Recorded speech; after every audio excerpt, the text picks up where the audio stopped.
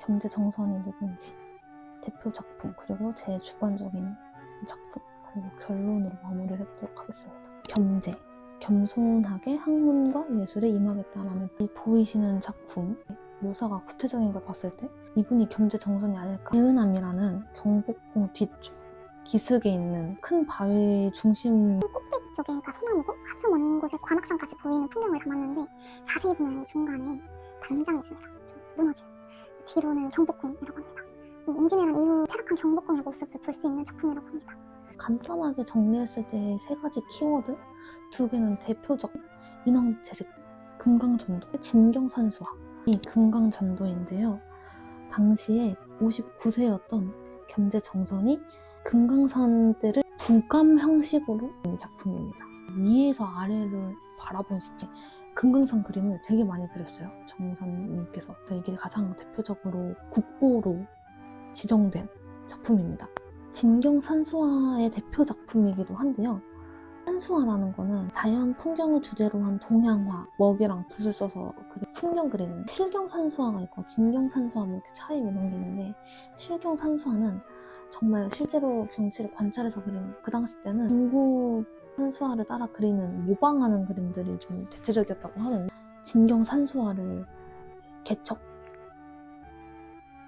그저 보이는 그대로 담아내는 것이 아니라 나만의 그런 가치관, 철학, 그리고 정서 이런 거를 담아서 그리는 작품을, 작가의 정서가 녹아든 것을 볼 수 있는 게 진경산수화다. 좀 공부를 한 그런, 음양의 조화라는 성리학의 철학을 담은 작품인데, 곡선을 따라서 선이 하나로 이어지는, 이게 이제 음양의 조화를, 자신의 그 철학을 이렇게 담아서 그리는 거죠. 이게 진경산수화다. 말년에 그린 금강대라는 작품, 보이는 그대로 그냥 그렸다라는 느낌보다는 조선의 르네상스 인상주의랑 미술사적인, 실제로 사실주의에서 신기가 발명되고 나서 인상주의로 넘어가는 턴 시점이 되게 비슷하다고 느꼈습니다. 시인 이병현, 그분의 집이었다고. 절친이 좀 아팠대요. 2달 뒤인가? 돌아가셨다고.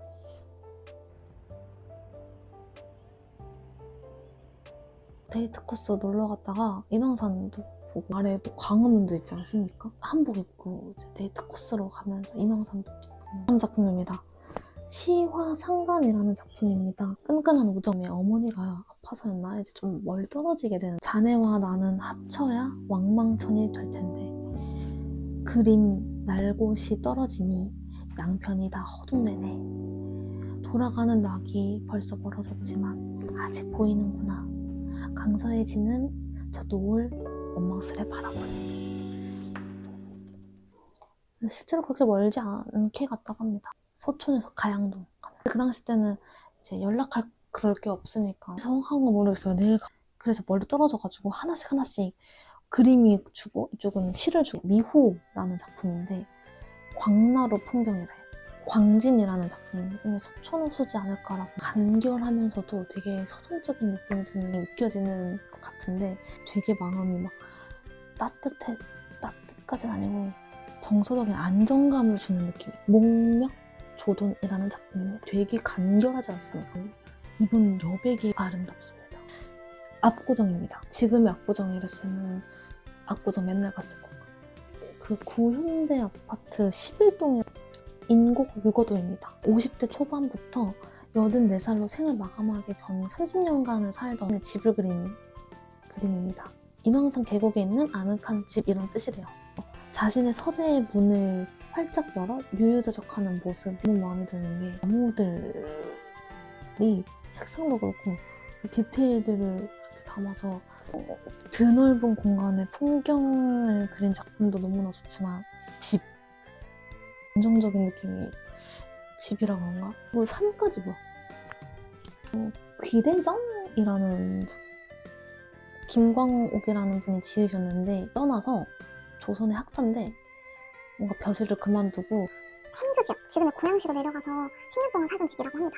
그 당시 때 이름을 그래서 귀대정이라고 지었는데, 그 이름을 그 중국 시인의 시에서 따온 말이에요.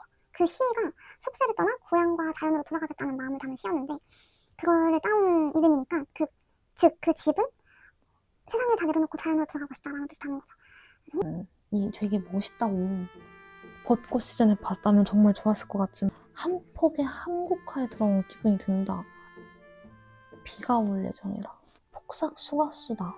꼭 봐야 한다면서 주변에서 인생 드라마라고 감상이랑 좀 뭔가 경제정선의 전시랑 좀 비슷한 것 같아서 열풍이었을 수밖에 없는 이유에는 공감할 수 있는 폭넓은 시대적 배경에서 오는 친숙함, 정서, 마음을 움직이게 하기 시절 그 나이에는 그렇게 속기도 했다. 한국이라서 한국에 무언가 있는 것만 같이 괜히 삐딱하게 느껴지는 게 있었는데 이 전통이 최고 이런 게 아니라 본인만의 고유한 시선을 가지고 꿈을 그렸기 때문에 반성을 결론적으로 이 전시를 볼 때 자연, 풍경이 많다 보니까 지역별로 발걸음을 따라서 같이 따라 즐긴다라는 느낌. 정선이 그 당시 때 얼마나 파격적인 시도. 내가 조선인이라면? 이라는 시점.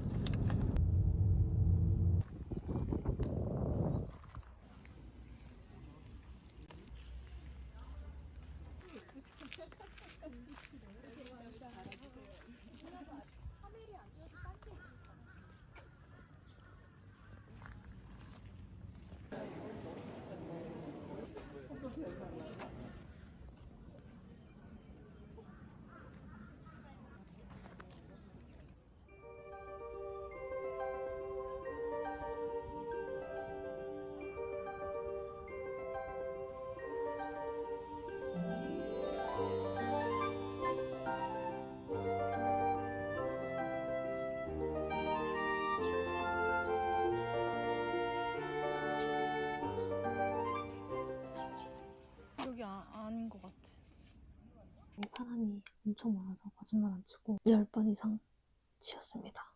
큐피커라는 어플을 깔고 가시면 금강산 일대의 작품들을 한 번에 좀 이렇게 볼 수 있어서 되게 좋습니다. 어제 경규 명승첩이랑 막 해학 전신첩 이런 애들이 좀 헷갈렸는데 실한 그림을 이렇게 바꾸자 했던 거랑 다 화상이라고 보이는 작품. 해학 전신첩? 이거는 그리고 제가 도록을 샀습니다. 손수건도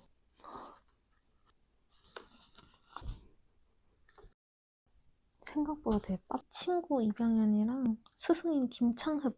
해학 전신첩은 바다와 산의 전신을 담은 화첩이고 그림이랑 바꾸면서 그리는 그림도 맞고 그 독서여가 그거 작품도 맞고 풍악 내산 총람 이때가 64세경에 그린 작품인데 이것도 금강산 전경을 화폭에 담은 그림인데 가을의 느낌이라면 금강전도가 겨울의 느낌이고 금강전도가 10년 뒤쯤에 다시 그린 거라고 하니까 인왕제식도도 그렇고 금강전도 노후에 이제 흥미로웠던 게 있었는데 그게 뭐냐면 그 사촌 이병현님이랑 가장 친하게 나오는데 그만큼 조영석이라는 친구가 구학첩이라는 작품에서는 이병현은 칭찬과 감상을 썼는데 조영석이라는 분은 비평을 좀 썼다고 하더라고요. 늙은이가 이렇게 하는 것은 너무 하고 싶어 하는 것은 너무 어리석은 상상일까? 뭐 이런 식으로 썼는데 조영석은 삼도는 너무 작고 앞산은 너무 높고 크다.